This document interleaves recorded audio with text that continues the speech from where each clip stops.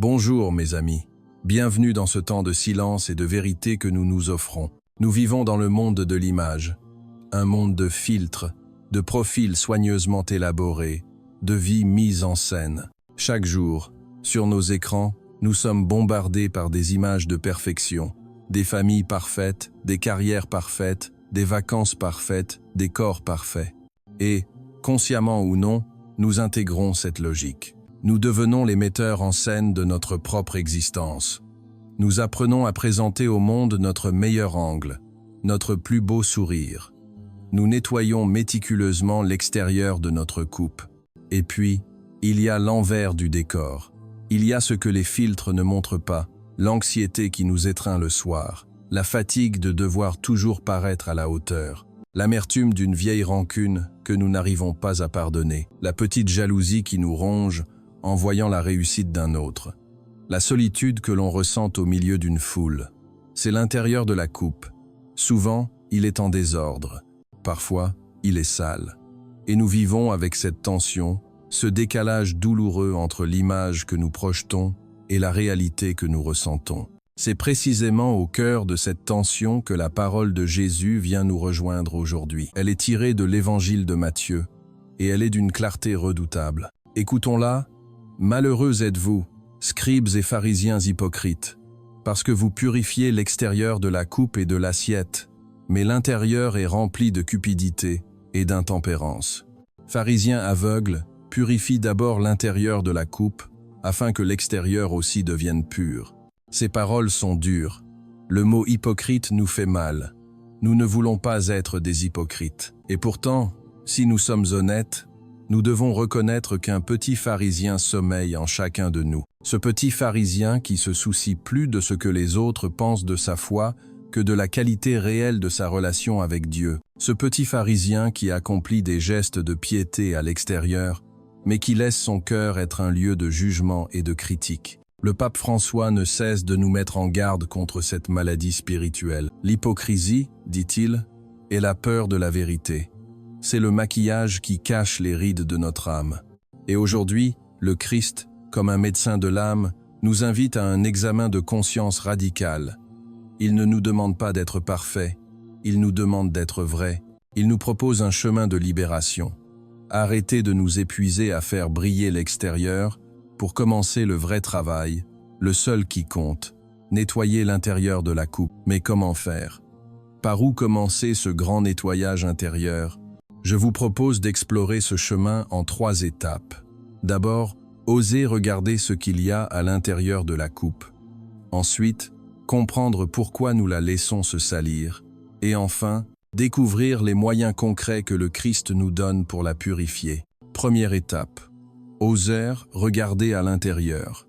Jésus utilise 2 mots très forts pour décrire ce qui remplit la coupe, cupidité et intempérance. La cupidité, en grec, harpagai, ne désigne pas seulement l'amour de l'argent. C'est le désir de posséder, de s'approprier, de tout ramener à soi. C'est cette force intérieure qui nous pousse à nous demander constamment « Et moi, qu'est-ce que j'y gagne ?» C'est le besoin insatiable de reconnaissance, de louange, d'attention. C'est vouloir posséder la raison dans une discussion. C'est vouloir contrôler la vie de nos proches. C'est cette tendance à instrumentaliser les autres pour notre propre satisfaction. La cupidité, c'est le moi qui se met au centre de tout. L'intempérance, en grec, akrasia, désigne le manque de maîtrise de soi. C'est l'esclavage de nos pulsions intérieures. Ce ne sont pas seulement les grands excès, c'est l'incapacité à maîtriser notre langue qui distille des critiques et des jugements. C'est l'esclavage de nos pensées qui tournent en boucle sur des scénarios négatifs ou des obsessions. C'est notre réactivité épidermique, cette colère qui explose pour un rien. C'est cette compulsion à regarder notre téléphone toutes les 2 minutes. L'intempérance, c'est le chaos intérieur qui nous gouverne. Regarder cela en face est difficile. C'est humiliant.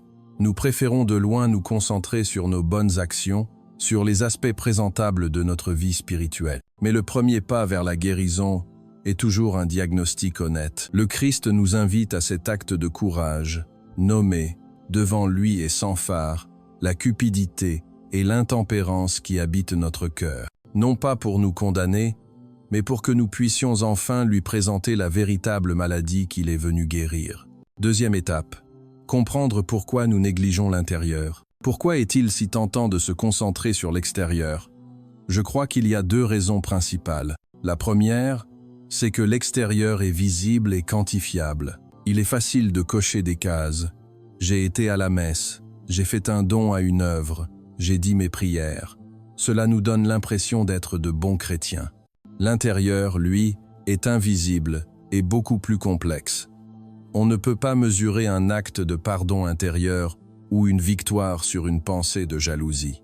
Nous vivons dans une culture de la performance et nous appliquons cette culture à notre vie spirituelle. Nous voulons des résultats visibles. La deuxième raison est plus profonde. Nous nous concentrons sur l'extérieur parce que nous avons peur du vide intérieur. Nous avons peur du silence. Nous avons peur de nous retrouver face à nous-mêmes, face à notre pauvreté, face à nos blessures. Alors, nous nous agitons. Nous remplissons notre vie d'activité, de bruit, de relations superficielles et même d'activisme religieux. Tout pour ne pas avoir à affronter ce qui se passe vraiment en nous. Faire briller l'extérieur est une distraction pour ne pas voir la poussière qui s'accumule à l'intérieur. Mais le drame, nous dit Jésus, c'est que cette stratégie est non seulement inefficace, mais elle est destructrice. Un extérieur brillant qui cache un intérieur sale est une illusion qui finit toujours par se fissurer. C'est un mensonge à soi-même et aux autres. Et surtout, c'est un obstacle à la véritable rencontre avec Dieu, qui, lui, ne regarde pas les apparences, mais le cœur. Troisième étape, les moyens concrets pour nettoyer l'intérieur. Alors, comment faire? Jésus nous donne la clé. Purifie d'abord l'intérieur de la coupe, afin que l'extérieur aussi devienne pur. L'authenticité extérieure est la conséquence d'un travail intérieur, et non l'inverse. Le christianisme n'est pas une méthode de modification du comportement.